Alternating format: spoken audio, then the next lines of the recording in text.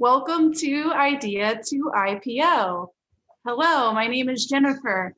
Idea to IPO has been holding tech startup events in Silicon Valley for many years. We launched officially on February 1st, 2010. At that time, we had no members and no events on our calendar. At this stage, we have over 150,000 members among all of our meetup groups all across the world. We have organized, promoted, and produced over 2,697 events. By any standard, by any measure, we are the most active, most prolific startup event organization in Silicon Valley, bar none. We organize venture capital panels, legal workshops, networking events, and more. These days, we are 100% online. We hold an event nearly every day of the week. Please check out our schedule at ideatoipo.com. Our featured speaker is Roger Royce, one of the top venture capital attorneys in Silicon Valley, and he is passionate about helping entrepreneurs succeed. Ladies and gentlemen, Roger, take it away. Okay, well, thank you very much, Jennifer, for that introduction. And by the way, thanks for that background. For those of you that don't know, Jennifer took that picture herself and branded it, and I'm sure she'll sell you a lithograph. So I'm Roger Royce. I'm a partner with the law firm of Haynes & Boone. I'm resident in Palo Alto, California, heart of Silicon Valley. Thanks for tuning in. Thank you, Idea to IPO, for hosting this event. So tonight, we're going to spend an hour from 7 till 8 Pacific on the topic of distressed startups, legal, business, and financing strategies. And then we're going to do 30 minutes of Q&A. We have a little bit smaller audience tonight, so we might be able to spend a little more time with your questions than normal. But if you have questions while I'm speaking for the next hour, go ahead and type it in the Q&A box. Don't use the chat box. I'll get to that in a second. Use the Q&A box for questions. I'll gather them all up. I'll gather them all up like a big basket of cicadas, and I'll get to them at the end of the presentation. The chat box, however, is something that you can use to chat to me during the presentation or to each other. Think of it as a substitute for a live networking event. I'm in California, where we're still not allowed to go out of the house yet, I don't think, or not freely yet, like in other places. So we're going to use these virtual tools to do our networking, including the chat box. And I'll tell you what, I'm going to get you started. Feel free to put your LinkedIn profile in there, as I did, my email address, how you can get a hold of me.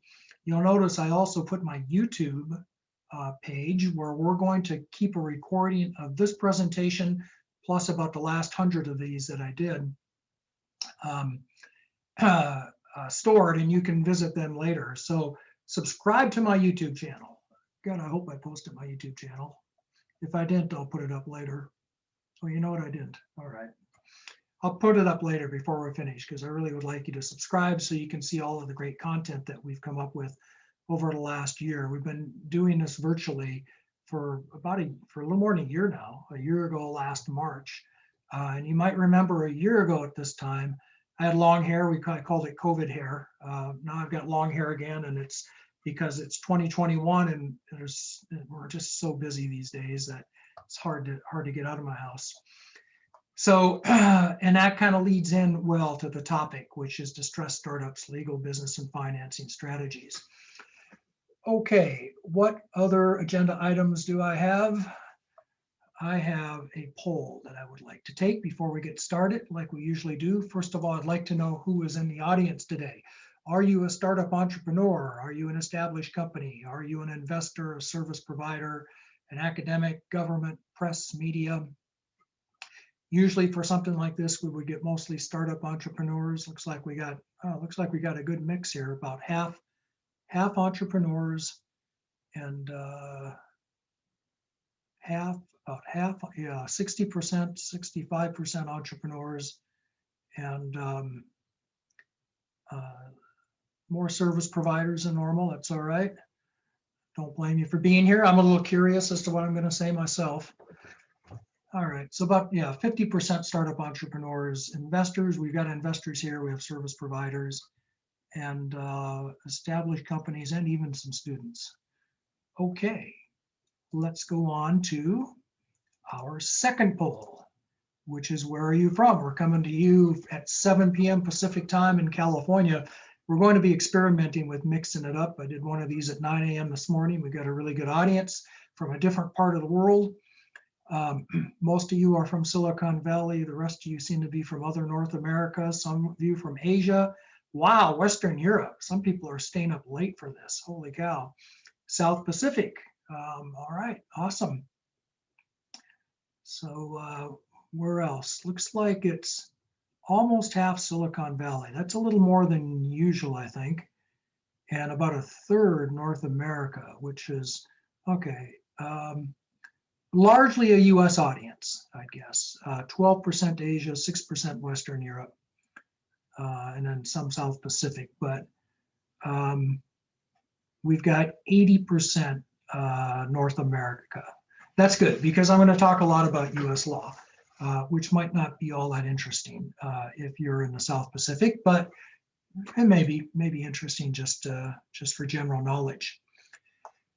Okay, well, let me get started. This is the technical portion of the evening. Don't try this at home. I'm a trained professional. I know how to share a screen. All right, you should be looking at my screen now.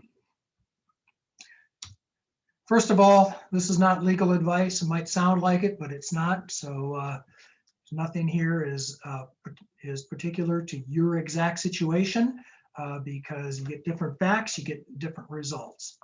And I see we've already got one question. Good morning. That is a fair question. Thank you. Go ahead and put your questions in the Q&A, put your comments in the chat. All right, let's get started here. Where to start? Well, first of all, distressed startups. You heard my comment earlier. I said, geez, things are so busy. My hair has gotten long, just like in COVID days. So what the heck's going on? I mean, are we in a recession or not? So I went to The Economist this week, May 22nd. That's pretty darn current because that's where I always go. I get The Economist every week, and it's the first place I turn to find out what's going on in the world. And you'll see that the United States has actually had some growth in its GDP over the last quarter, and actually this quarter compared to the quarter last year, as you might expect, this quarter last year we were in kind of rough shape. China's had good growth, but you see the rest of the world, with a few exceptions, they tend to be a little down. So so the indicators are that worldwide the economy is suffering a little bit, probably from COVID. And let's be honest, we're all just waiting for the other shoe to drop. Here in Silicon Valley and in the United States and everywhere. Now, I made this slide a year ago because we did this presentation. I said, we're got to get ready for the 2020 downturn, which, I don't know, it didn't really seem to come as a general rule. Not here in Silicon Valley where I am. Looks like, according to The Economist, it happened in other parts of the world.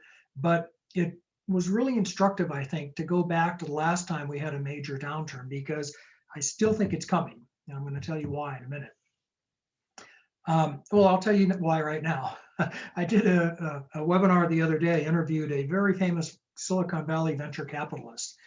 And last year we'll talk about this later, was a huge year for venture capital.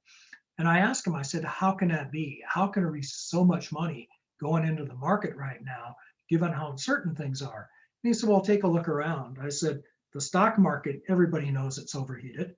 Right? Everybody knows it's going to correct. It could be a big correction. Commercial real estate is awfully risky right now, wouldn't you say? I mean, it doesn't seem to be getting good returns while the business models for how people work is changing. What are you gonna do? Put money in Bitcoin? I did that last week, okay? Not a good move, not my smartest move I've ever made. So where else is your money gonna go? It's gonna go into startups, or it's gonna go into VC firms that invest in startups. But what that tells me is a lot of pessimism, because that was good for him because he's raised a big fund. But there's a lot of pessimism as to what's about to happen. The last time we had a bad thing like this happen, it was in 2008, and there was the famous Sequoia Black Swan memo where they basically said, look, startup companies, portfolio companies, Sequoia is a big venture capitalist on Sand Hill Road here in Silicon Valley. I said, look, venture capitalists or the startup company, portfolio company investments, you better start saving your nickels because you're not going to get a follow-on round from us. In fact, they even gave money back to their investors as part of the process. So it'd be worthwhile to go take a look at that memo. All right, it's 12 years old now. Actually, it's no, it's 14. 30, math is never my strong suit. It's 13 years old now, but go take a look at it and see what you ought to be thinking about, if we do head into this downturn. Now, you might also take a look at the Bain & Company report, because I think it is really brilliant, just as general advice as to how to protect a company and forming priorities. When things do start to go the wrong way, they recommend 6 priorities: protecting your employees and customers, financial modeling so you know where you are. That's way more important than people think. You just got to be able to, see the runway so you can plan and make decisions. And oddly enough, when things start to, even in good times, companies oftentimes they don't respect the financial function nearly enough, not nearly enough.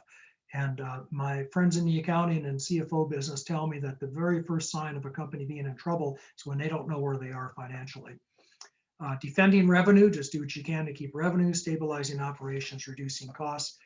And my favorite one, play offense, which we're going to talk about in a minute. Now, so getting back to my original question, are we in a recession? So the Economist says no, but it kind of depends who you ask. And this is just a sampling of fairly recent articles, but I would have to say not now in the United States, but maybe it's coming. And here's why I say that. There are some huge variables out there. Number one is in the labor markets. We've heard about a federal minimum wage. We've heard that because of the way our unemployment compensation system is set up, maybe that's it. I'm not going to get political. I don't know, but there is trouble in the labor force, in the workforce, getting people back to work. That's had an adverse effect on the economy. Interest rates are very, very low now, but who knows how long that's going to last. A little tweak in interest rates can make a big difference in what happens. But here's the big one. The really big one is inflation, and in particular lumber and oil, because our economy ticks along. It's like I said this morning, it ticks along really well on cheap oil. And just historically, when oil prices go up, we all suffer. And oil prices are going up. I just don't think we've seen the indicators yet of it. So there are some scary things going on out there, which is why we want to prepare for bad times and what might happen to a distressed startup. Play offense. I do want to say something about this before we kind of get into the negatives. In fact, I want to say a lot about the positives before we get into the negatives. So play offense is the Bain & Company recommendation. What do they mean by that? They mean that you don't just accept bad times as they come along. I want to give you an example. Working with a company, they have a chain of restaurants. In fact, you can read about this in my new book that I'm going to finish on Memorial Day weekend if it kills me. I swear to God, I've been working on it for about 10 years, and I'm in the final process. But I wrote about this one company, and this is less than a year ago, about a year ago now. They just opened a restaurant right before the shelter-in-place orders. A restaurant. In fact, they had a whole chain of restaurants all around the Bay Area. I know because I invested in them right before COVID. Okay, bad timing, right? And almost rivals my Bitcoin experience last week for bad timing, or so you might think. Well, the restaurant was immediately ordered to stop, but that did not stop this company. This founder said, well, we're just going to figure out a way to deliver our meals to the consumer. But they did it in a way that was a little different than just a delivery service. I don't know if you've tried that. If it's a higher end restaurant with a gourmet meal, it's not so gourmet by the time it's cold and gets to you. So they put together meal kits where you can really do some of the work at home. It was so successful, they started doing this for other restaurants in their area. And it was so successful that now has become their main business, the meal kit delivery service. So they spun off a much more valuable business that came out of this. That's a good example of playing offense when things change, when a rug gets pulled out from underneath you. For a lot of companies, that's going to mean pivoting. And we've seen what these successful sectors are over the last year. It's not hard to figure out. Housing might surprise you a little bit, but that one's really coming along. Property technology has become a big thing over the last year. As housing becomes a big deal, there are technology solutions that help people find housing. And then the rest of these you might expect. Cybersecurity more recently, because of what's happened in the news, people are finally paying attention. And there is the fact that we are all working from home now, where, let's face it, your system is probably not as secure as it was when you were in your office. So that's what I mean by playing offense. The other part of this is take a look at all the money that's in the system right now. If there were ever a time to raise money, now is the time. There's a record amount of venture capital. I'm going to talk about that in a minute. In the legal world, there's this thing called crowdfunding that's been around for about 10 years. Yeah, 10 years, 2012. Regulation CF crowdfunding. That's where companies can go out and raise small amounts of money from lots and lots of individuals. Crowdfunding, the limit used to be a little over $1 million. Wasn't really enough money in a deal. I told a lot of companies this, don't bother. There's not enough money there for all the hassle and all the risk and all the expense. Well, that crowdfunding limit was recently raised, like just 2 months ago, to $5 million. Now there is enough money in the system to justify doing a crowdfunding offering, and I'm having a lot of my clients doing that right now. In fact, there was another change that got a little less press. That's that crowdfunding financings. It's harder to integrate them with other financings. Don't worry about what that means. Only us lawyers worry about that. But there's this thing called testing the waters, where you can actually go out and find out if your crowd financing is going to work before you jump in with both feet. Why is that significant? Because if you're going to go onto a platform and sell your stock or your safes or whatever it is, your securities, and a crowdfunding campaign, it absolutely positively has to succeed. Because if it fails, the whole world knows you failed, right, at raising money, and that's going to haunt the company going forward. So that was a big risk for a lot of companies, not knowing if it would succeed or not, unless if you hardwired it, which sounds a little manipulative, but that's what was regularly done. Hardwired by finding investors to go prime to pump. So instead, you can actually test the waters. You can send out materials, marketing materials, and find out if people would be willing to invest in your company if you did the crowdfunding. I think that's a big development. It's a bigger development than people think. And then finally, SPACs. And believe it or not, SPACs, even though we read about the billion, you know what a SPAC is? It's a reverse merger into a public shell. It's a way to go public, like really quickly or more quickly with less hassle, less expense. The number of SPACs this past year has been enormous. There's just been billions and billions of dollars that have been raised through the SPAC idea. And the ones you read about in the paper, of course, are big deals. The average size is over $200 million. However, the private equity guys have been, the phone's been ringing off the hook with startup companies from private equity guys, sponsors, they call them, people putting these special purpose acquisition vehicles together saying, hey, we can take you public. The money's there. I'm not saying you should do all of those things. I'm just saying the money's there. If there were ever a time to raise money, this is it. It might not be like that next year. And this just cuts so against the conventional wisdom. It cuts against things that I've said on IPO webinars before about don't take any more money that you need.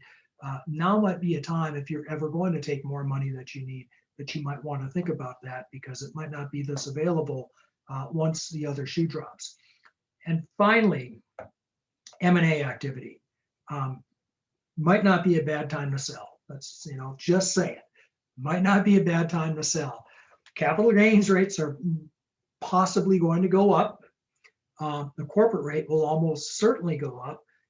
Taxes are as low now on corporations and on individuals as they've been in a long time, certainly as low as they've ever been on corporations. Might not be a bad time to think about selling. And a lot of people are coming to that conclusion because we're doing a lot of M&A right now. Let's drill down into the details. If you've seen me before recently, you've seen this slide from the PwC CB Insights Money Tree.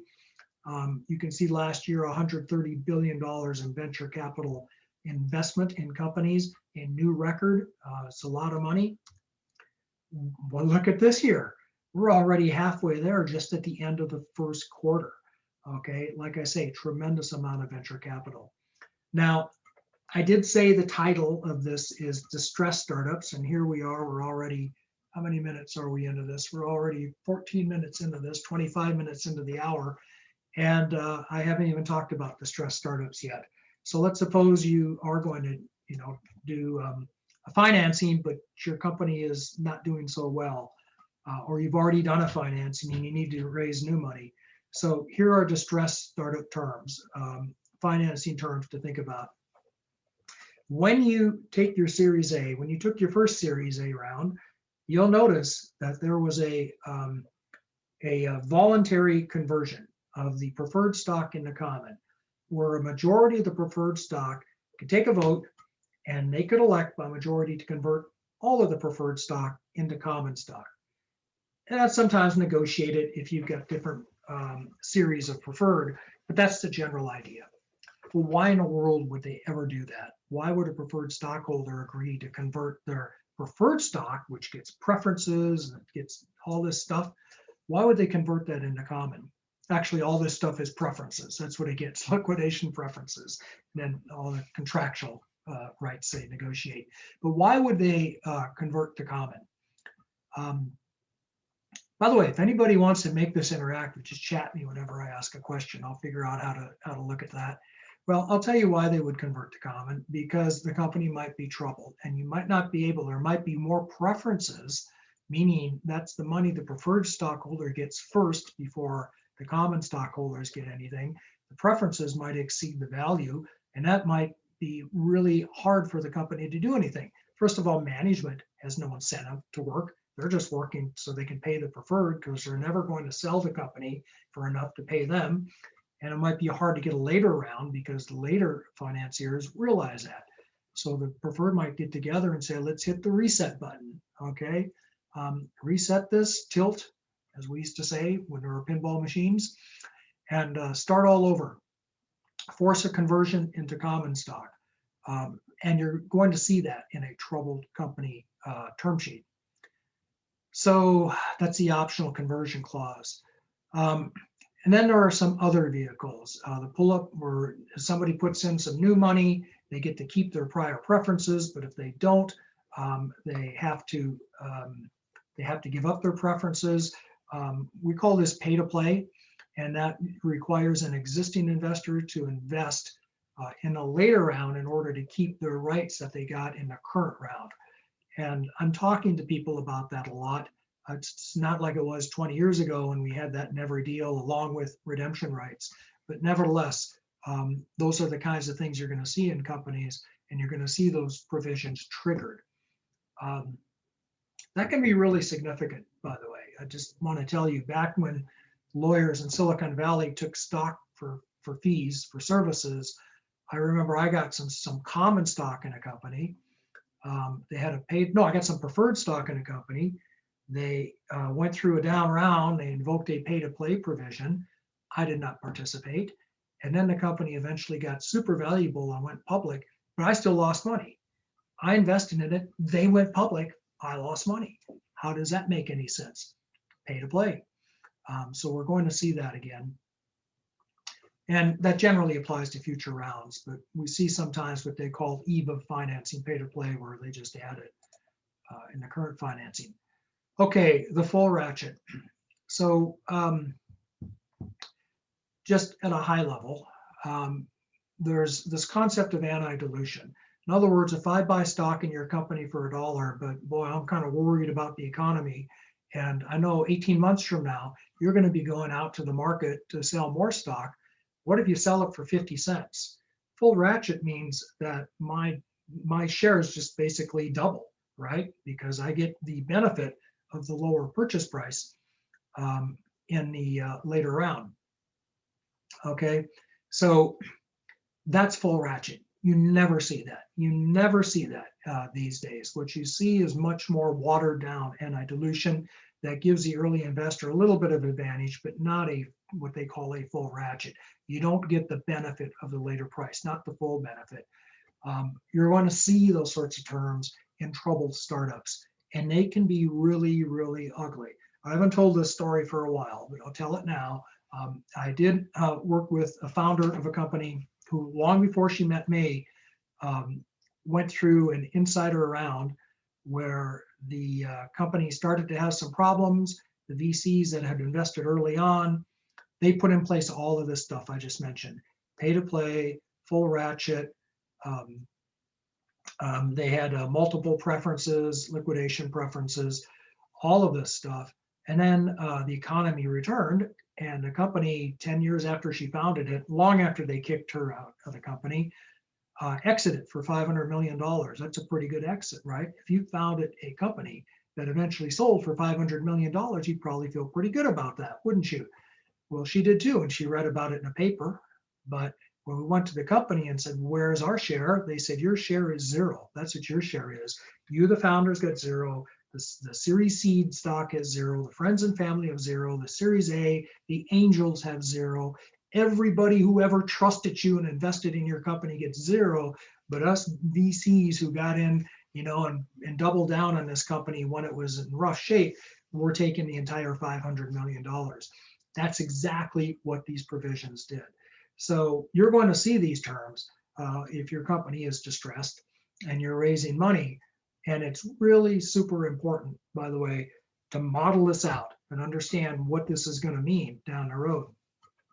Otherwise, you end up like that founder, a $500 million exit based on her technology, and you get zero out of it. Don't feel too sorry for these people. The founders in that first company, they went on and did other companies that made them all very rich, but it was still a frustrating thing to watch. By the way, I did call up, because I know what you're thinking. If you saw that movie Social Media or Social Network, you're thinking, where were the lawyers in this deal, right? And that's the first thing you think, where were the lawyers? How could they let this happen? It's the first thing I thought. And I called up company counsel, big law firm, big international firm. And I said, explain to me again how it is, that you let this founder end up with zero in his company. And his answer was, she's not my client. Not my client. The company's my client. I don't care. And that's why you need to come to webinars like this, understand what this stuff means, and make sure that you look after your own interest while you're looking after the company's interest. Options, you will oftentimes see them repriced in a distressed startup. What that means is that we reduce the exercise. An option, for those of you who've been here before, it is just a right to buy stock in a company. That right has been priced at the fair market value of the stock at the date of grant. Well, what happens if the fair market value goes down, which is what happens in distressed startups? Well, in that scenario, your options are worthless now, because why do I want to buy stock for $1 when it's worth 50 cents? So we reprice the options. A repricing, just keep in mind, is treated as though we've got a whole new grant of the option. For ISOs, that's significant because it starts the holding period again. There are a bunch of legal things I won't bore you with: tender offer rules, accounting charges. There's follow-on implications. It's complicated. Okay, it's complicated. But the big thing to know is that you can reprice, and we regularly do that. All right. Oh, here's a good one. Another story. Not a war story. I took this from the newspaper. But troubled company terms. So let's suppose you get to the point where, you know what, I'm going to take Royce's advice and I'm just going to sell this thing and get out while I can, because we're not doing so well. Well, I would refer you to the story of Good Technology, which was sold to BlackBerry. The common stockholders opposed the sale. Why did they oppose it? Because Good Technology had other offers, better offers, more than one. One at $700 million, one at $600 million, one at $825 million. And they sold for less than that, around half of that, to BlackBerry. Why would they do that? Why would the VCs do that? Because the VCs were on the board of the company and they pushed the thing through. And management, VCs and management. I don't want to blame the VCs. let's just say that the people who were blamed by the plaintiffs were the bankers in the deal. It was the investors who were on the board, and then management who got a retention plan. In other words, they got a big carve out, they got a big piece of the sale. But this illustrates not so much that issue that management is going to take their piece, and that's how they're going to get incentivized. And they're going to take whatever deal, they're economically incentivized to take whatever deal gives them the biggest carve out. I'm putting this up here to illustrate what happens when you have venture capitalists on the board making these decisions. Now, this is not every VC, probably not hardly any of them, but I want you to just think about the dynamics sometimes. Sometimes these preferred stock deals, if it's convertible preferred, then fine, you're going to convert and you're all in it. If it's convertible preferred and you don't clear the liquidation preference, in other words, if the sale of the company is not going to bring back enough money to pay the venture capitalists in full, well, then they take everything, right? Because they take the first money out. So if somebody has a $500 million liquidation preference, right, then if you sell for 500 or less, the VCs take everything. This is a theme that comes up again and again in these fiduciary lawsuits. What happens if it's non-participating and non-convertible? It's a lot like debt, right? If they just get their money back or they get a multiple of their money back and then they stop.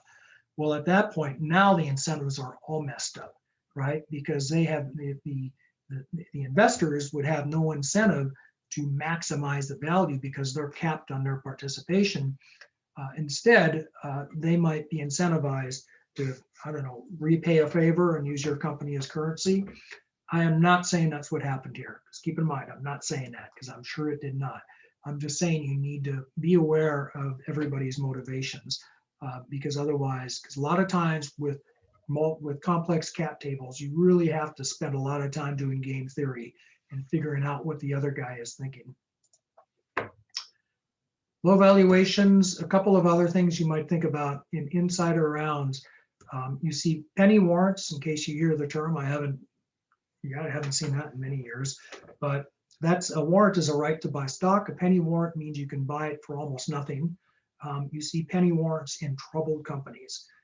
Right. In other words, we're going to buy your preferred stock at this super low valuation, but on top of that, we have a right to just take a whole bunch more stock down the road whenever we want to. Anti-dilution, we talked about. Redemption rights are starting to pop up again.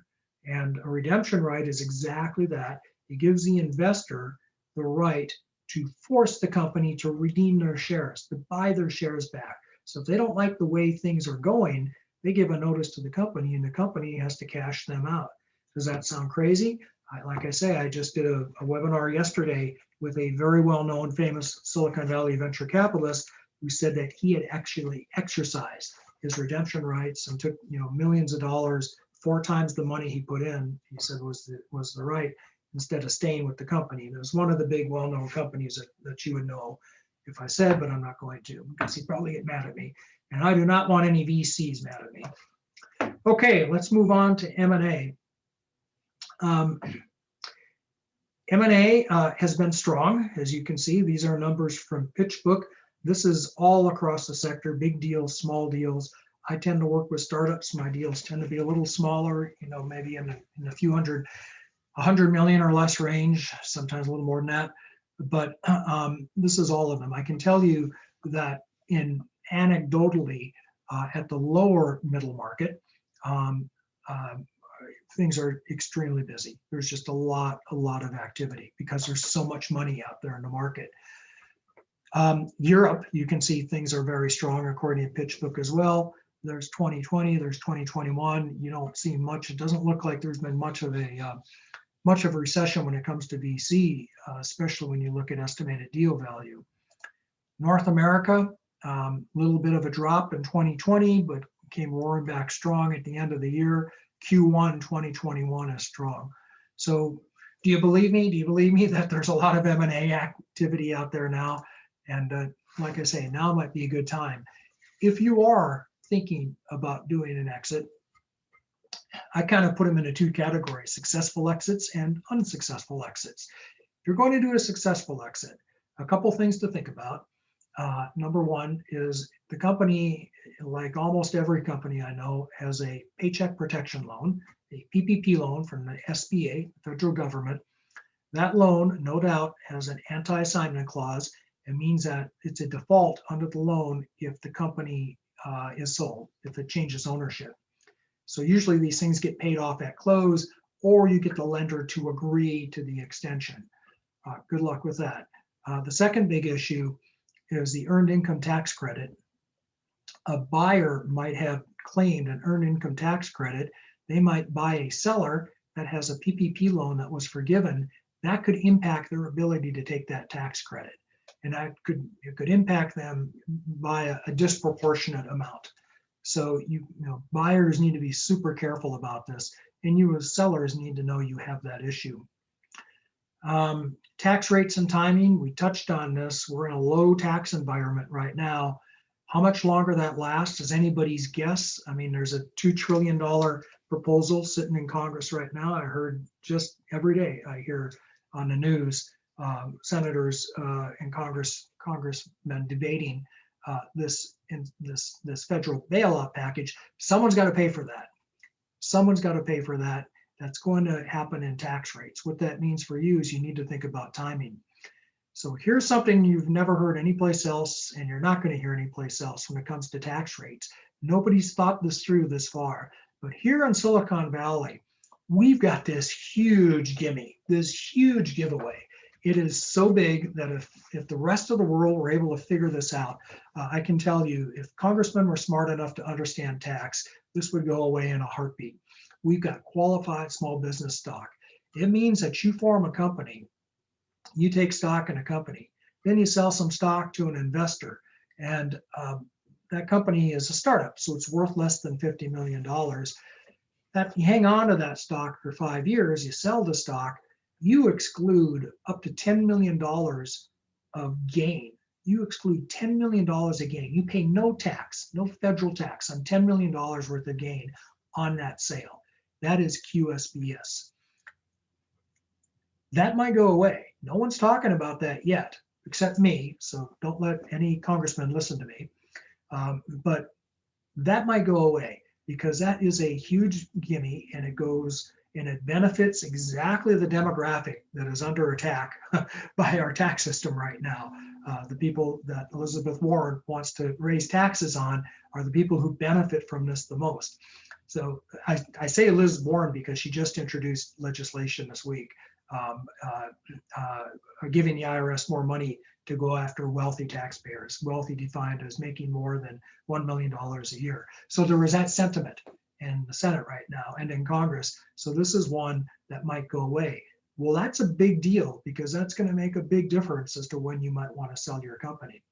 Now, I just scratched the surface on QSBS planning, because if you get a clever lawyer, you can turn that $10 million into $100 million through exemption planning by gifting, right? And you want to take steps to preserve the exemption. And sometimes companies mess up and they lose it, but we can get it back. There's all these games we can play with this. So I'm nervous about that because everyone's talking about the capital gains rate and the tax on carried interest. And no one's focused on this yet. But if they ever are, look out. There'll be heart attacks all over Silicon Valley. Okay, that was a successful exit. I'm going to turn now to the unsuccessful exit. That's the one where nobody's happy. We don't pop the champagne and we don't have a big closing dinner at Alexander's by the Sea. Instead, we just go back and try again. Although I've seen some exits this last year. I wish I could name names because they kind of deserve it. That were not successful, but people put a happy face on it and said, look at this, we exited, yay. Zombie companies, those are the ones that just don't exit at all. They just sit there forever. I have stock in companies that I bought, I swear to God, more than 20 years ago, before Jennifer was born, and they just won't die and they won't sell. That's an unsuccessful exit for me. That's the worst kind because you don't get a tax deduction in that scenario. Trados, I'm going to talk about in a minute. Bankruptcy reorganizations. we'll talk about those fire sales, carve-outs, fiduciary duties. Let's talk about Trados. And I'm going to pick this up because there's some new material I want to get to. In fact, I'm going to go through this really quickly. Trados, unsuccessful, unhappy exit. The sales price did not exceed the liquidation preferences owed to the preferred stock. Remember, I said that could happen. So the management team got this big carve out, right? Say, look, give us $8 million right off the top. We give the rest of it to you, the preferred stock, and we give almost nothing to the common stock. The transaction was challenged as being unfair because it was an interested director transaction. And that means something. It means that if the directors that approve the transaction are all interested, like they own preferred stock, then the burden is on those directors to prove that the transaction met an overall fairness standard. That might sound like a bunch of legal mumbo jumbo, but believe you me, it makes a difference, because if you have the burden of proof, you got to prove, you got to prove that it was fair. It wasn't like someone else has to prove that was unfair. At the end of the litigation, the investors won. They did prove that they met that standard. They had a fair process and a fair price, but no one was happy after spending millions of dollars of legal fees. The lawyers were happy. We all celebrated, just like, but none of the business people were happy about spending millions of dollars to, get not a good result. The investors weren't happy because they could have avoided this whole problem very easily by just taking a few precautions. And of course, the common was happy because they lost. We talked about good technology. So what should have they done? They should have had an independent board. Good luck with that. That's hard to do. Just assume your board is not independent. That's a good that's a good way to go about it. They should have had a good process. They should have used bankers. They should have set up committees to evaluate and have really good long meetings with lots of minutes establishing all of the careful thought they put into things. All right, I'm going to get into this later because I want to jump ahead and make sure that I get to some of the new stuff. All right, here's the new stuff. Defensive operating strategies. And again, this is for troubled companies. I want to focus on a handful of things, most particularly avoiding personal liability. Before we get to that, however, I want to tell you about something that I thought of about 20 years ago. And this is something that it's worth thinking about again today. Now, you're an inventor, let's say. You have a brilliant idea. Maybe you got a patent. Maybe you have something that is patentable. In the really old days, back, well, I hate to say it, but I was practicing at the time. But back before 1986, there used to be these things called R&D partnerships. And in an R&D partnership, an investor would come along and put money into a partnership, and the inventor would put their brilliant ideas. The partnership would use the money to go out and pay a patent lawyer, get a patent. The investor would get an immediate deduction. Sometimes they get credits, they get R&D deductions for sure against their ordinary income, which was taxed at a super high rate then. And then when they sold that IP down the road, they would get capital gains. You can't do that anymore. At least, well, you can't do that. Let me just put it that way. And that's a whole nother discussion. Since 2018, you couldn't do it. And actually since 1986, when we got passive loss rules and at-risk rules. I'm not going to bore you with that. What I'm going to bore you with is this. The structure still works for non-tax reasons. You put your invention into a partnership. That partnership now licenses the invention to an operating company. And it licenses one field of use, right? You've got a technology, say it's a medical technology that can treat kidney disease, but it can also treat heart disease and it can treat liver disease. It's got other fields of use.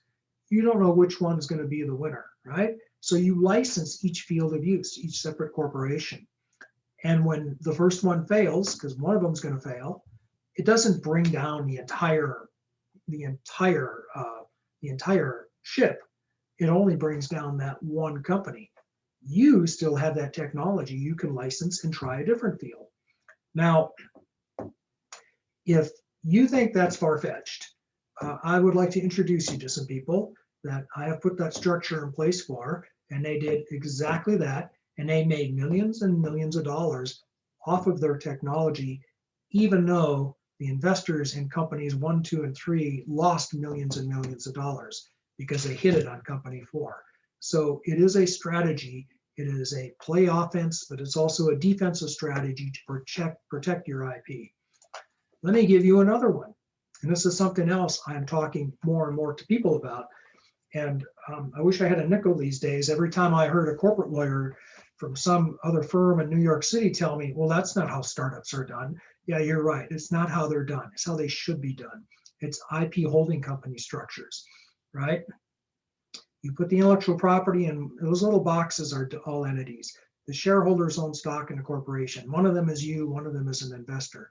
That box that says corporation, the way startups are done is on the cheap, right? We have a bunch of IP in a corporation. We have some business assets. We have business operations. It's all just mixed together in this big mulligan stew called a corporation. Well, that's not very good from an asset protection standpoint. If we're really careful and if we're concerned, what we do is we put the intellectual property into an IP holding company. In fact, we might split it up between a foreign and a US IP holding company. And we have that company license it to an operating company. We might split that up into a US operating company and a foreign operating company.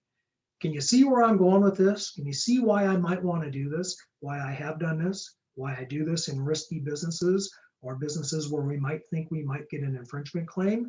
Because every one of those companies could draw a massive lawsuit. And if it does, we don't want it to take down the entire company. Rather, it just take down maybe foreign operating because it was a claim in Belgium for violating a Belgian patent or something like that. Don't want it to infect the entire company. So these kind of structures, I think, are worth talking about again. They're worth talking about it again. And hey, you heard it here first, folks. Okay, let me go back. Let me do something a little less exotic and just kind of go into some traditional sort of planning. One of the main jobs I have as a lawyer is protecting my clients from the people they do business with. My second main job is protecting them from themselves. And one of the mistakes that companies make in good times is they sign up for personal liability by signing guarantees is the number one example. And that's not a problem until it's a problem. And it becomes a problem when a company defaults on the loan or the lease or the line of credit or whatever it is, and they get pulled in on the guarantee. And then they're done, they're done. And you don't want to be done. If your company fails, that's bad, but you want to be able to live to fight another day. So I try to talk people out of guarantees. If they end up signing a guarantee, there are some defenses that can be used. That's all. Your takeaway should be stay away from them. I used to represent a well-known Silicon Valley real estate developer. I know it's not startup stuff, but hey, anything for a buck, I guess, back in those days. And I remember the bankers, if they mentioned guarantee, he would just freak out. He'd have a fit. And after seeing this about the third or fourth time, I said, why do you get so upset? I mean, it's not like this is unexpected. He says, oh no, he says, I just got to let them know that they can't ask me for a guarantee. I have to seal train them. Like a seal, bounces a ball on his nose. I seal train them not to ask me for a guarantee because I'm not giving them one. So just take that very successful guy, even though probably half the real estate stuff he invested in went down the tubes. But he wasn't on the hook for that, but he got the benefit of the ones that did well. Buy me a drink and I'll tell you that story sometime. Let me jump ahead to some more. This is all post-COVID stuff. Let me jump ahead to other things you should be thinking about in your troubled company. Business interruption insurance. We all learned about this a year ago when our businesses were interrupted by COVID. Some people were able to collect on it, some were not, depends on your insurance company. D&O Insurance. Nobody should be a director or officer of anything without D&O insurance, especially not in California where people get sued for everything all the time, all day long. So make sure you have your insurance that protects the personal assets of you if you get sued by virtue of the fact that you're a director. Here's how this happens. Somebody gets mad at the company, they sue the company. A creditor, an investor, oh, you lied to me. You didn't tell me that You didn't tell me that the founder had a cocaine problem. Believe it or not, I heard that in one case once. And if you had, I never would have invested. And you didn't tell me, so I'm suing you personally. So D&O Insurance protects from I don't know if it's that claim. That might be too willful. And there are willfulness carve-outs typically, but it protects from negligence claims in particular. Fraudulent transactions. Let me pause on this for a minute. So fraudulent transaction doesn't have to be fraudulent, and it's not even much of a transaction. Let me give you a really good example. There were only 2 shows worth watching in 2020. Do you know what they were? What are the 2 shows on Netflix that we all watched? Everybody in America, the 2 series, and we didn't watch anything else. Well, one was that chess game. I forget the name of it, something about a Queen's Gambit. All right. And the other one was something about a Tiger King. Remember the Tiger King? Remember at the end of the Tiger King, when the Tiger King's mother had her home taken away by a creditor of the son? How in the heck did that happen? Right? Well, I got to tell you, folks, I've seen that happen in real life many times, and I know how it happens without even having to go look up the case. I know exactly what happened. Fraudulent conveyance, now called Uniform Voidable Transactions Act. What happened is son said, hey, mom, can you do me a favor? I'm going to put this real estate of mine in your name so that the creditors can't get it. That made her immediately liable to the extent of the property, and in some states even more. So she ends up getting sued and loses the property. So don't engage in any sort of transaction designed to hinder or to delay, defraud, creditors. And don't do it with your family members. It's going to make your Thanksgiving dinners like really awkward if this happens to you. Personal liability, we talked about personal guarantees. I want to pause on taxes because this is the number one thing that gets them, right? This is the number one thing that gets people, are taxes. And what I mean by that is that, I hope you're not messing up the screen. What I mean by that is that when companies start to go to get into trouble financially, here they are, they're collecting payroll taxes, and then they have to pay it over to the government. Well, you have the money, the government's not going to be asking for it for a while. Your landlord needs it today, or you're out on your ear, right? So the temptation is almost irresistible to just take that money that you should have put into the deposit account to cover the payroll taxes that you withheld from your employees. You take that money and you pay your lease payment. The temptation is almost irresistible. The lucky ones will resist that temptation. The unlucky ones are going to get caught. You're going to get caught, right? Because those are trust fund monies. Trust fund means that you're holding them in trust for the government. It's not your money you just spent. And the government's going to come after you. And when I say you, I don't mean your company. I mean you, the responsible persons. Corporate officers, directors, managers, treasurers, and even, yes, even bookkeepers. I've seen bookkeepers get drug into these cases. That's like, you knew this was happening, you wrote out the check that he signed, you're responsible, believe it or not. And so individuals end up paying those trust fund taxes. Second thing I want to tell you about where people get in trouble is EDD. The EDD in California here, it's the Employment Development Department, and every state has a similar organization. They collect payroll taxes and employment type taxes for individuals. Here in California, I know we've only got about a third of you are from California. I'll just tell you that they're an extremely aggressive bunch in this state. I fight with them all the time, right? They're an extremely aggressive bunch. And they will happily and regularly take unreasonable positions. That's my view as somebody on the other side of the table.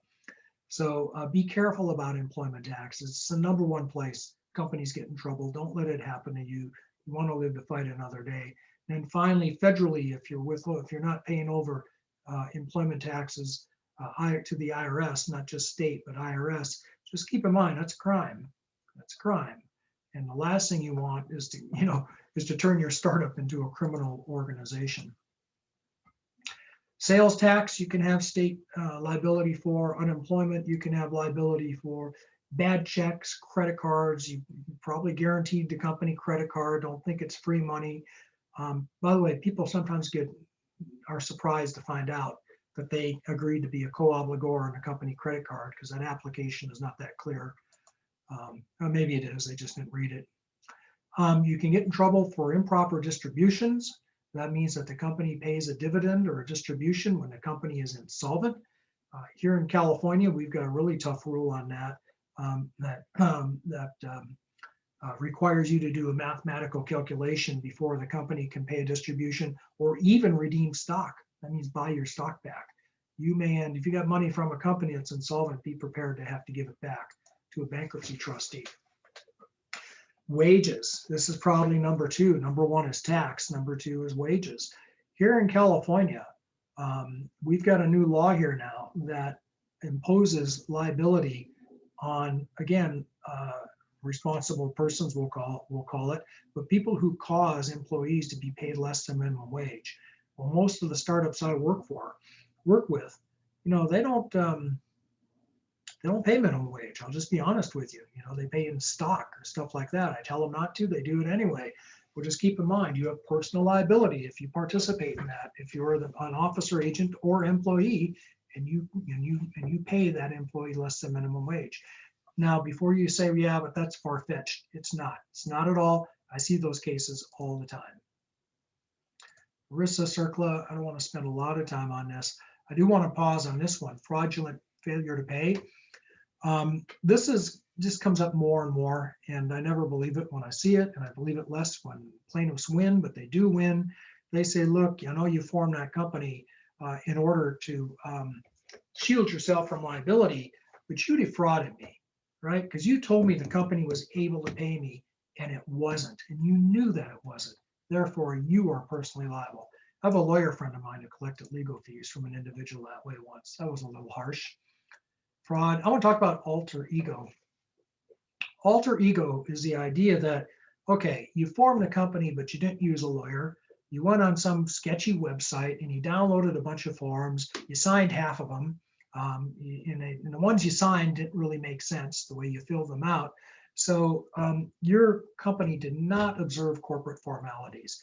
Therefore, we can disregard it. Number one. Number two, you didn't even set up a company bank account, or if you did, you used it to pay your personal expenses, and you use your personal account to pay the company expenses. You didn't treat the company like it was a separate corporation. Those are what we call veil piercing factors. There's a lot of cases in every state on alter ego, or alter ego means that the individual who formed a company is just the same person as the corporation. There are lots of cases where companies and the individuals who form them get sued. I've brought those cases myself back when I used to litigate. I can tell you, however, that if you do this right, this is a totally voluntary claim. You have voluntarily paid somebody if you lose on this one, because this is so easy if you do this right, not to have a problem. Let me give you an example. In my career, I've probably formed 10,000 companies. I know that sounds like a lot, but I'm extremely old. All right, I formed a lot of companies. Most of those are startups. 80% of those have failed. Those are just numbers. Those are stats. Of the ones that have failed, they probably all owed somebody money. Of the ones that failed and owed people money, someone was probably pretty annoyed by that and probably came after the company. And I've gotten many, many threats against companies I formed to make an alter ego claim. But 10,000 times at bat, how many times has that claim succeeded? In my experience, zero. Never. Okay? So if you form your company correctly, this is not one you have to worry about. If you haven't, then you've just guaranteed all the debts of your corporation. Well, there's a lot of other stuff we could talk about, and given that it's 8 o'clock and it's late at night and you've all had dinner and probably a glass of wine, I know you're dying to talk tax, but I think I'm going to save the tax discussion for a later time, and I'm going to turn to our questions, our Q&A. So let me stop sharing my screen and open up the Q&A box. Looks like we do have a few questions here. Thank you for that. The question is, please, can we have the slides? That is a fair question. And the answer is yes, you can. At the conclusion of this webinar, we're going to be distributing an email from me. So check your spam filter, your junk folder. And in that email, you will have a link to the slides and to the video. So, and make sure in that email, you're going to see the video, and the video link will go to my YouTube channel, and make sure that you subscribe. I'm really annoyed that I haven't been able to give you the link to the video channel. So I'm going to do that right now. Okay, let me see if we have another question here. Okay, second question. I'm getting the perception that you're seeing a massive amount of distress. Is this widespread or in certain verticals, maybe because of the age of the enterprise? No, I'm actually not any more now than normally. And by the way, here's my YouTube channel. But I'm anticipating a lot of distress. I think a correction's coming. I think that correction will be, look, we've seen this movie before, folks, right? I've been here before, at least 4 times since I've been in this valley, and I moved here in '91.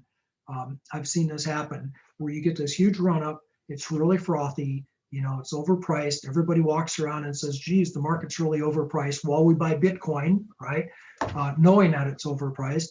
And then we all act surprised when we get that correction. And here in Tech Valley, that correction can be like way more pronounced because the run-up was way more pronounced. And yes, I know no one's going to stop using technology, and other industries are going to get hurt more than others, but I just feel like it's coming. I feel like it's coming. I don't know when, but I believe that it is. And that's what I'm kind of focused on now. And then secondly, the nature of startups is that they are likely to fail. I'm sorry to have to tell you that, but you know, this is not for the faint of heart. This is for, you know, for Las Vegas gamblers. They are more likely to fail than they are to succeed. When they do succeed, and it might be your 5th time out before you do, it'll be a humongous hit, and you'll make a lot of money. It'll save you from all the problems you had in the first 4, provided you didn't do anything stupid in that distress startup and, you know, ruin the rest of your life. And I'm really trying to protect people from doing that. But the fact is that most of the time startups, you know, are not going to succeed. It takes a while. You're going to have a lot of different starts, and when they don't, you need to think about these things. I have a client who he built 40 apps, 40 mobile apps for your phone. 39 of them left big smoking craters in the ground. Right? They bombed. They failed. But he personally did not get dinged on any of them.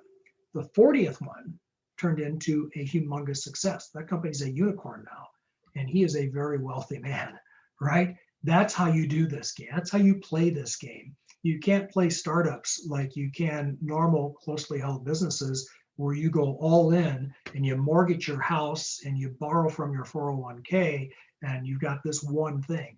I think startups is a high risk game, and you protect yourself and prepare for success, but you know, what is it? Anticipate success or prepare for failure. You just have to understand that if that one idea doesn't work, I want you to stick around so you can do the next idea.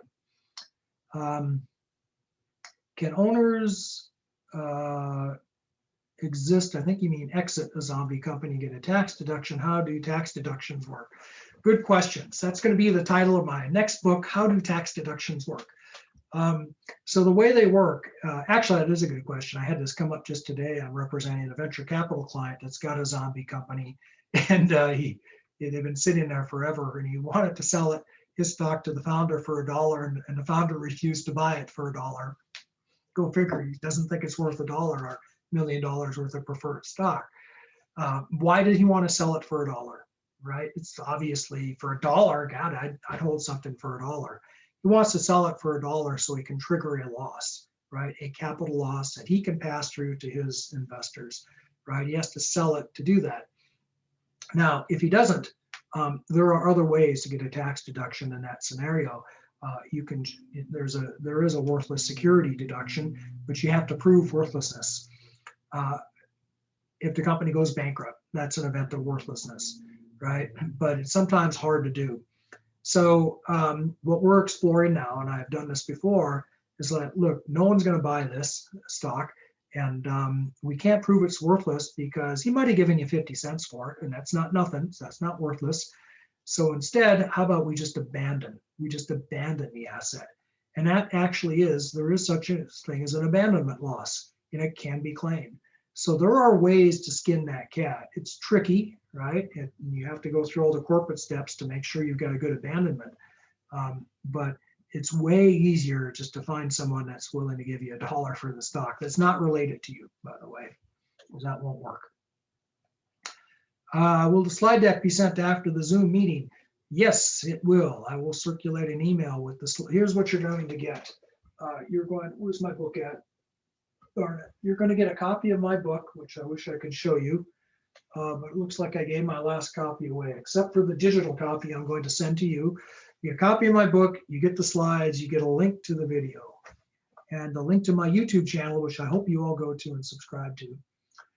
Okay, so Gabor asks, in times of economic downturn, when there are less investors on the market, would pre-sale of future products be a viable way to finance business development? Yeah, absolutely. Pre-sale, that's the best kind. It's non-dilutive financing. It's revenue. It's the best kind of financing you can get. It's kind of what crowdfunding was built on. Remember Kickstarter and Indiegogo? They're really built on this pre-sale idea, or maybe you don't even sell a product. It's just rewards based. So let's pause on that for a minute, because we didn't talk enough about different ways to raise money, right? So one is you can sell equity, you can borrow money. We do a whole thing called Funding 101 here. You can watch the video on my YouTube channel, by the way, and see the slides. But pre-sale, 10 years ago, we started seeing people doing pre-sales online on platforms, on crowdfunding sites, or something like that, even if you weren't getting the product pre-sold. But that was one way you could do it. It worked well for consumer products. Since then, we've had blockchain technology, and we have tokenization. And you've probably heard about NFTs recently. So there's a way that you can actually, in a way, if you've got a product, you can tokenize it and sell it through in a digital medium, because blockchain, just like the internet has digitized information, blockchain has digitized products. And we can now sell products using tokens and raising cash that way. And that is not far-fetched. That's something we're doing a lot of. A lot of companies are doing this, and they're raising a lot of money that way. Now, there are legal issues all over the place with this, but they're manageable. They're manageable. There's securities law issues. There's FinCEN, that's the Financial Regulatory Agency under the Department of Treasury that regulates currency. There's CFTC, that's Commodities Futures Trading Commission. And there's state regulators. So plus there's tax consequences. We do a whole hour here, we have many times for ID to IPO on tokenization, but that is a way to raise money in a form of a pre-sale. And I like it even better because you're tokenizing the product. Okay, how can startup founders protect themselves from predators, creditors, and other bad people? Predatory creditors during a bad economy. Yeah, thanks for the question. And I think what you mean is aggressive creditors, right? Creditors who won't work with you, creditors who are willing to blow up your company in order to get paid, things like that. So that's the whole part of my presentation called workouts. So you go to the creditor, and I am having these discussions. I always have. I'm probably having more of them now than 2 years ago, I guess. But you go to the creditor and say, look, creditor, yes, you can blow up this company. You can foreclose. That's not without risk, because I've been through a lot of these foreclosures where the creditor, secured creditors, they almost always do it wrong, and they raise legal issues that we have a way to challenge. But let's say they do it right. And let's say theoretically you can blow up this company, and you can take the technology or whatever, you're going to get a judgment. It's not going to be as good as getting repaid, creditor. Do you want the company or do you want cash? What do you like better, cash or this company without a founder running it? And if you like cash better, then please work with us, because it's never been a better time for a company, even a distressed company, to do some sort of financing. Either the token offering I just talked about, a financing with a VC, a SPAC, a crowdfunding. There's lots of avenues. We didn't even talk about accredited only crowdfundings. So, gee, Mr. Creditor, I'm in a pretty good position to pay you back if you give me a little bit more runway. And in exchange, we'll give you some concessions, stuff like that. So that's the best way. You just got to deal with these people. What you don't do, having represented people on both sides of the table on this, what you don't do is run and hide and be obstructionist. That's what you don't do. You don't be the Tiger King, right? That just gets you in trouble. That just makes the creditor mad. They double down. They get the law after you. That's what I would recommend you not do. I think you have to engage and you work it out. Now, if none of that works, I know the numbers of lots of bankruptcy lawyers that can put those creditors to sleep right away, but then your company's bankrupt.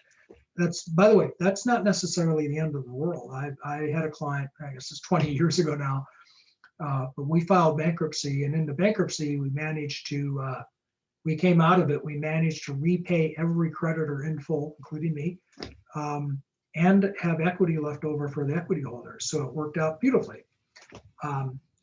That's not the norm in bankruptcy, just so you know. But there are things you can do. All right, if you lost your job or been furloughed, how do you get started doing gig work in a gig economy? Awesome question. The first thing you do is you move out of California. I hate to say that, but it is true. The first thing you do is you move out of California if you're going to be in the gig economy. Here's why. California has this law, it's called AB5, and California, AB5 applies what they call an ABC test in determining whether somebody's a contractor or an employee. Why do you care? Well, if you're a gig economy worker, and say I want to hire you, and say I'm sitting in Nevada and I want to hire somebody to write some code for me or whatever it is you do, to do some design work. If you're in California, you might become my employee if I hire you to do this. And if you're my employee, I got to withhold payroll taxes. I got to pay you benefits. In some places, I got a minimum wage I got to worry about. I have to, in particular, I got to pay unemployment. I got to pay workers' comp. That's not cheap. And then I'm subject to all of California's goofy employment laws, and they're getting goofier every year. So it's like, why would I do that? I'm just going to hire the guy who's sitting in Incline Village, not the guy who's sitting in Tahoe City a mile away, right? And not be subject to all these rules. So if you're a gig economy worker, and if you meet that ABC test, you're in the wrong state. I hate to say it because I'm in California, but got to be honest. I counsel, I spent the first half of my career counseling companies to leave the US for tax purposes, and the last 10 years counseling companies to leave California for tax purposes. But it's kind of true. Now, what does AB5, but not so fast, hold on. What does AB5 say? Here's the prong that gets everybody. First of all, you got to be, not subject to control of the employer. Okay, you're not. You're gig economy. You got to have your own trade or business. Check that box. I'm doing this for a lot of people. This is my own trade or business. I do, this design thing that I do, this consulting service. Number 3, the work that I'm doing for the service recipient is not a part of the service recipient's trade or business. So in other words, think of rideshare companies. If you're an Uber driver and Uber hires you to ride, well, you're automatically an employee because you're providing the service that Uber is in the business of providing. That's the B part of the ABC test. Now, the rideshare companies have been exempted from AB5 because of a proposition on the ballot. The rest of us, many are exempt if we got good lobbyists and fit with one of the exemptions in California. But there are a lot of people who are not in those exemptions. So you need to figure out if you're going to be an employee or a contractor. And if you're an employee, it's almost not worth bothering in the state to go into that business because every other state, at least 48 of them anyway, have an unfair competitive advantage. The last thing I'll tell you about this is that the Biden administration thinks AB5 is just a fine idea. and they want to see that on the national level. So there's no place you can run, no place you can hide. I guess that'd be good for us because it would put us all on the same playing field. But currently the law is that it's state by state, and California is very tough on that issue. Now, if you're not, let me get back to your question here. I can't remember. I've forgotten your question. How do you get started doing gig work? Let's suppose you're outside of AB5, or you can form a corp. Let's say you can do something that puts you outside. How do you get started? I recommend that you form an entity if you're going to have contractors or employees working for you. Why is that? That protects you from liability if they screw up and do something wrong. So I think you should have that liability shield. Also, if you form an S corporation, you can get a tax benefit from that. You can avoid, Joe Biden did this very famously. He formed an S corp to do his book royalties. He ran like $16 million through it, and that he did not pay self-employment taxes on. You can do it too. So form an S corp, minimize your self-employment and Social Security taxes. So that's where I'd start if that's the kind of work you're going to go into. Legal traps and restrictions for gig workers. I think I kind of covered it. Since I got 2 questions on this from Anonymous, I'll tell you that the stuff, that's the stuff I think most about is the tax stuff and the day-to-day nuts and bolts, that there's 100% chance you're going to have this cost, but there's a lot bigger stuff behind that, because if you're an employee in California, you have a tremendous arsenal of rights, a tremendous arsenal. Chief among them is the right to collect your attorney's fees when you go sue the employer, because they're off by $1. And I'll tell you, there's a law firm out here who shall remain nameless. It wasn't one that I'm involved in or ever have been, which is why I can laugh about it. They had somebody who sued them for an employment claim, said, hey, I'm an employee and you didn't pay me enough overtime. I promise you that employee was correct, because it's so hard to track. And the law firm said, well, all right, maybe we figure we owe you, I don't know, $10,000. And the employee said, no, I think you owe me $20,000. And the numbers were like that. The law firm says, well, you can't push us around. We're a big bad law firm, and heck with you, it's $10,000, or you can just sue us. So the employee sued them, went to court, and the court said, and by the way, the law firm offered to pay the $10,000, but they did not offer to pay any more than that. And the court said, well, you were almost there. You were a couple $1,000s off. So you owe this plaintiff a couple $1,000s more than you paid this plaintiff. Therefore, you now have to pay their attorney's fees, which are $100,000. Okay, ouch, right? That's California, right? Stuff like that happens here. Here's another one, Private Attorney General's Act. That's no joke. That means PAGA claims. That means, and by the way, Google it. There's websites devoted to this California law. That means if one employee finds that the employer is doing something wrong, they can sue on behalf of all similarly situated employees. There might be 500 of them.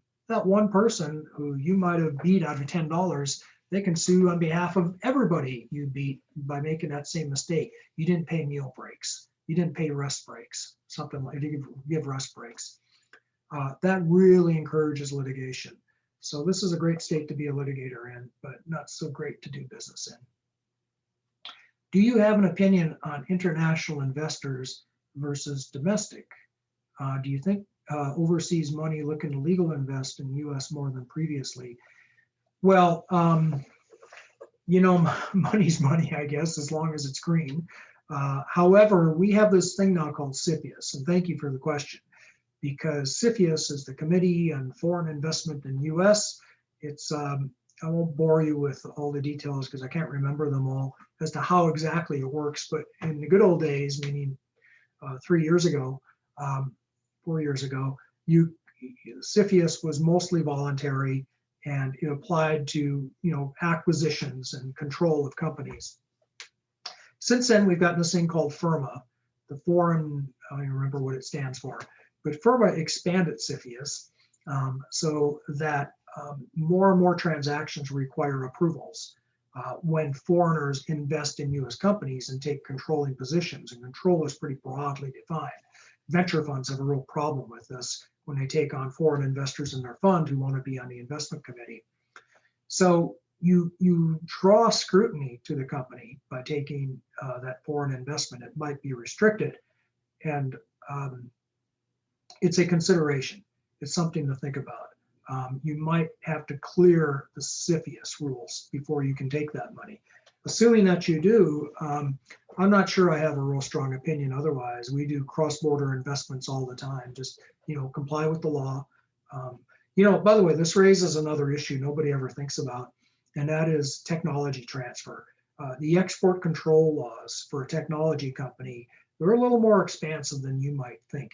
You could be engaged in an intangible technology transfer by sending an email, right? Meaning you're subject to US export control. So be careful about that. So if you have a foreign investor in your company and they're demanding information about the company's product, can you give it to them? Are you violating export control if you do? Because maybe it's a sensitive type of technology, or maybe they're from a country, because it's either the type of technology or where they're from that generates this regulation. So there's additional things to think about, but I don't think that should discourage companies from taking foreign money. Yeah, I don't know who Jason Lemkin is. Sorry, I'm just a nerdy tax lawyer. I just sit here and read books all day. What are some tax traps to avoid when working out debt obligations with creditors? So when your creditor comes to renegotiate with you, if you reduce the debt, that's income to you, right? Mr. Creditor, you owe me, I owe you $1,000. I don't have $1,000. Would you take 800? I'll give you 800. Yeah, I'll take your 800. I've now got $200 of income because I gave him 800 for a $1,000 claim. I benefited by 200. I got to pay tax on that. Okay, well, that's obvious. What happens if, hey, Mr. Creditor, I'll give you stock in my company for that $1,000 that I owe you? Do I have income? The answer is maybe. Kind of depends on what that stock is worth, right? If the stock is worth $1,000, then no. I have 20 slides on workouts and cancellation of debt income. There are a million ways to deal with this. There's a million ways to make sure you don't get dinged for doing a deal with a creditor. You have to be aware of it though, so you can plan into compromising or restructuring a debt with a creditor so that you don't end up paying tax. Is the IP holding structure you showed us only relevant to companies with patents, or would this apply to companies with more than trademarks and copyrights? Oh, it's any IP. In fact, it works better for companies with trademarks and copyrights, and especially trade secret. Any IP, yeah, it works brilliantly for any IP. By the way, thank you, Gabor. It's Foreign Investment Risk Review Modernization Act. Gabor says he sent that to me. That's FIRMA that I was trying to remember. Foreign Investment Risk Review Modernization Act. Okay, let's see if you can memorize that. Where was I? Lost my train of thought. We were talking about IP holding companies and patents. The tax law changed around patents a couple of years ago. Here's another tip for you. It's a sleeper. Not even many lawyers know this. I know this from having done enough deals. But there's this thing called self-created intangibles, which includes patents, could include other types of intangibles like trade secret. And say you have a corporation, it's an S corporation, or maybe it's an LLC, and you sell that company. And there was a time when you could take $100,000, give it to a patent lawyer and create a patent, and you would get a deduction of $100,000 against your ordinary income as soon as you spent it. And then you turned around and you sold that patent, and you would pay capital gains on the income from the sale of that. So if you turned around and sold it for $100, you'd pay 20% tax on the gain. Think about this for a minute. I got a 40% deduction when I spent the 100, and then I only paid 20% when I got the 100 back when I sold the patent. I'm ahead $20. I didn't do anything. Economically, I didn't change my position at all. Well, it's probably my fault because I used to talk about that all the time. I sang it loud and clear to everyone who would listen. You go on SlideShare, it's all over the place. Okay, I'm just kidding. Congress knew about this for a long time. And Congress changed the law in 2017. So now self-created intangibles, including patents, self-created patents, are going to be an ordinary income asset when they get sold. But it's not just patents, it's self-created intangibles. So it's a real sleeper issue when you go to sell your company, because in the old days, we would just allocate everything to this big pool of intangibles, right? Which might include self-created intangibles. In fact, I'm pretty sure it always does. There's not many companies that don't have this stuff. And it's just a little time bomb sitting there waiting for Congress to pass Liz Warren's bill and fund the IRS so they can come and audit high income taxpayers and find this issue. It's a low hanging fruit issue because so many people have missed it. So be careful about that one if you do this structure. So it does not work as beautifully as it did just 5 years ago for tax, but it works great for asset protection. Can startups still get federal stimulus grant loans? You know, I don't know. I think the PPP program, I know there were second tier loans. I don't know. I think the second tier loans are over now. Housing sector, tell me more about this. What kind of business could be included in the housing sector? Well, yeah, property tech is what we call it. It's property tech, and Rob should do a program on property tech again. We did one a while back. Maybe we called it construction tech, but property tech is a thing. It is, in fact, Crunchbase did an article this last weekend where they identified the top 4 up and coming technologies, and some of it's what you'd expect: robotics, food safety, cybersecurity, and property tech. That's like, property tech, really? Well, yeah, I mean, COVID has created so much disruption in real estate and in property and in living, and technology stepped in and fulfilled that. Like Zillow, for example, is an example of property tech, but there's stuff that's way cooler than that out there. Just think about it. Just think about how ripe for disruption that whole area is, how clunky the process is of getting an apartment or buying a partial interest in property, right? Or anything related to property. So that's what I mean by property tech. Anything that removes the friction out of people buying and acquiring or participating in real estate. And it's always been a thing, right? We've seen all sorts of real estate related startups.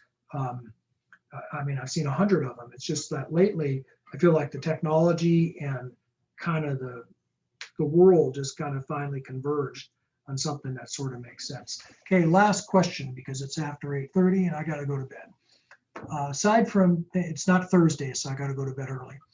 Aside from paying to properly incorporate and having D&O insurance, are there other considerations new startup founders should consider spending on the front end? In other words, where do they skimp on money and then regret it later? Well, you hit the big ones. I mean, D&O people never want to pay for. I don't want to pay for it either. You know, I hate it, but I would never, ever, ever in a million years be on a board without it. I've seen too many people get wiped out because of it. And yes, you need to do the paperwork. You need to get your documents in order. I guess the third thing is, this is going to surprise you, but I've seen companies succeed and I've seen them fail. 10,000, remember? So finances, startup founders being hard-nosed, practical businessmen focused on the vision and the business and the people and the team and how they're going to change the world might not focus on a little detail like financial as much as they should. And it is that one nail in the shoe of the horse that loses the battle, that loses the war, that causes a kingdom to fail. I've seen that happen.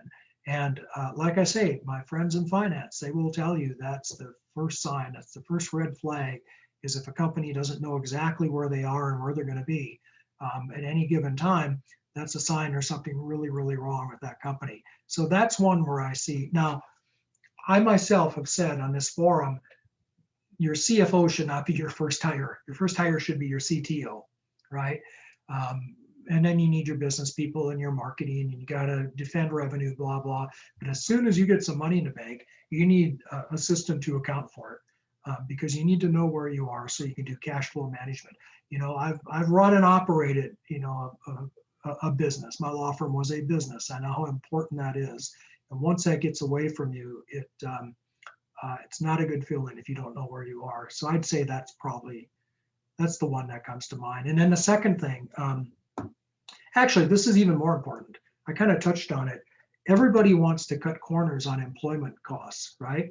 So they give stock to the receptionist instead of cash. That's a violation of our wage and hour law, right? You are in the soup. They can bring a PAGA claim and bring your company down. That one receptionist, you've given her or him the power to do that. So, and then misclassification is the next thing. Gee, I don't want to put, Joe on the payroll because that's what a hassle. I got to go hire a payroll service provider. Well, misclassification, I've seen companies, die because of misclassification. I've talked in this forum before about the case of Homejoy, a misclassification case that brought down a company that raised $40 million in venture capital. So I'd say those are the things where people try to cut corners, and that causes them to regret it. And with that, I think we're out of questions. If I missed any of your questions, I'm sorry. Feel free to email me or respond to my email that I will be sending you in a few days, as soon as I catch my breath. With it, you will have the slides. You will have a link to the video, which is on my YouTube site, which I don't know if I mentioned this, but you can subscribe to my YouTube page, and then you can see all my stuff, and a copy of my book. And with that, I'm going to conclude the webinar, and I will see you all next time.